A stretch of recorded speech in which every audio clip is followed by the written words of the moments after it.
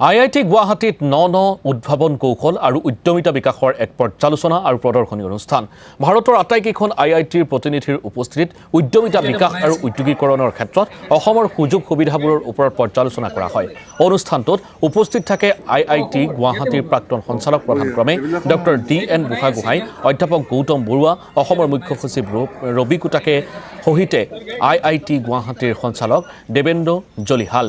অসমৰ গ্ৰাম্য অৰ্থনীতি টনকিয়াল কৰাৰ ক্ষেত্ৰত বিভিন্ন সুযোগ আৰু সুবিধাসমূহ অভিজ্ঞ ব্যক্তিসকলৰ বক্তৃতাৰে দাঙি ধৰা হয়। অনুষ্ঠানটিত উদ্যমিতাৰ বিকাশৰ ক্ষেত্ৰত ন উদ্ভাৱন কৌশল প্ৰদৰ্শন কৰা প্ৰাক্তন IITianসকলক পুৰস্কৃত কৰা হয়। অনুষ্ঠানটোত অংশগ্ৰহণ কৰে বহুকেইটা ঔদ্যোগিক প্ৰতিষ্ঠানৰ লগতে বহু আত্মসহায়ক গোটে। আৰু এই পৰ্যালোচনা অনুষ্ঠানৰ পৰা সতীৰ্থ সাংবাদিক উৎপল ৰঞ্জন মেধিৰ এক প্ৰতিবেদন আছে। এই মুহূৰ্তত সেই প্ৰতিবেদন আগবঢ়াব বিচাৰিছোঁ। বৰ্তমান উপস্থিত আছোঁ IIT গুৱাহাটীত আৰু IIT গুৱাহাটীত আজি এদিনীয়া কাৰ্যসূচীৰে অনুষ্ঠিত হৈছে পেন IIT মিট 2025 আৰু ইয়াতে মোৰ সৈতে বহুকেইগৰাকী ব্যক্তি উপস্থিত থকাৰ লগতে আজি আমি লগ পাইছোঁ IIT গুৱাহাটীৰ যিগৰাকী প্ৰথম প্ৰতিষ্ঠাপক সঞ্চালক প্ৰধান doctor Gautam Barua sir, professor Gautam Barua sir মোৰ সৈতে উপস্থিত আছে।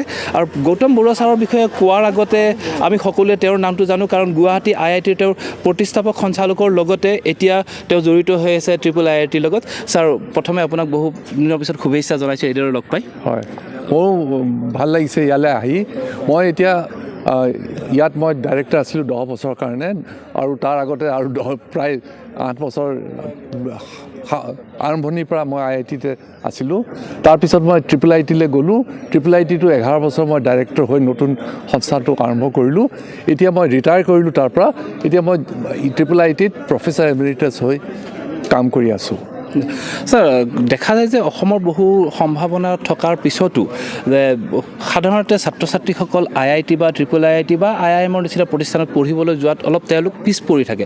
এই ক্ষেত্ৰত যিহেতু আপুনি উচ্চ শিক্ষাৰ অসমৰ গোটেইকেইখন প্ৰতিষ্ঠানৰ লগতে প্ৰায় ওতঃপ্ৰোতভাৱে জড়িত, আপুনি কি ক'ব বিচাৰিছে উদীয়মান ছাত্ৰ ছাত্ৰীসকলক? প্ৰথম যেতিয়া আমাৰ IITখন আৰম্ভ হৈছিলে, বৰ কম ল'ৰা ছোৱালী BTech লেভেলত ইয়াত এডমিশ্যন পাইছিলে। তেতিয়া মানুহেও কৈছিলে যে কিয়নো IITখন পাতিছে, কি লাভ হৈছে। এতিয়াতো অসমৰ পৰা IIT ছিষ্টেমলৈ বহুত ল'ৰা ছোৱালী যায়, কিন্তু সমস্যাটো কি হৈছে জানে, যে IIT গুৱাহাটীখন ইমান আগবাঢ়ি গ'ল। এতিয়া 23খন IITৰ ভিতৰত 7 নম্বৰত আছোঁ আমি। এতিয়া ল'ৰা ছোৱালীবিলাকে অইন IITতে এডমিশ্যন বেছি পায়, আমাৰ IIT গুৱাহাটীত সোমাবলৈ আৰু টান হৈ গৈছে। এইটো ভাল কথা আচলতে, এইটো চিন্তা কৰিবলৈ নাই। আৰু মাষ্টাৰ্ছ প্ৰগ্ৰেম হওক, PhD প্ৰগ্ৰেমত বিশেষকৈ ইয়াৰ বহুত ল'ৰা ছোৱালীয়ে ইয়াত গৱেষণা কৰি আছে। বেছিভাগ PhD ল'ৰা ছোৱালী ইয়াৰ পৰাই বুলি ক'ব পাৰি। কিছু ডিপাৰ্টমেণ্টৰতো প্ৰায় অসমৰে বেছিভাগ। সেই পিনৰ পৰা চাবলৈ গ'লে ইয়াত মানে এই এটা বিজ্ঞান আৰু প্ৰযুক্তিৰ বাতাবৰণ এটা তৈয়াৰ হৈছে অসমত। এই IIT নিচিনা সংস্থানবিলাকে ইয়াত এটা ডাঙৰ হেৰি কৰিছে, মানে এটা অংশ হিচাপে ডাঙৰ ভাগ লৈছে। অসমৰ যিসকল ছাত্ৰ ছাত্ৰী আছে তেওঁলোকৰ বিজ্ঞানৰ প্ৰতি আকৰ্ষিত হ'বৰ কাৰণে আপুনি কি ক'ব? এইটো এটা আমাৰ কেৱল অসমৰে নহয়, গোটেই ভাৰতবৰ্ষৰ কথা। এই বিজ্ঞানৰ প্ৰতি আকৰ্ষিত কৰিবলৈ এটা সমস্যা।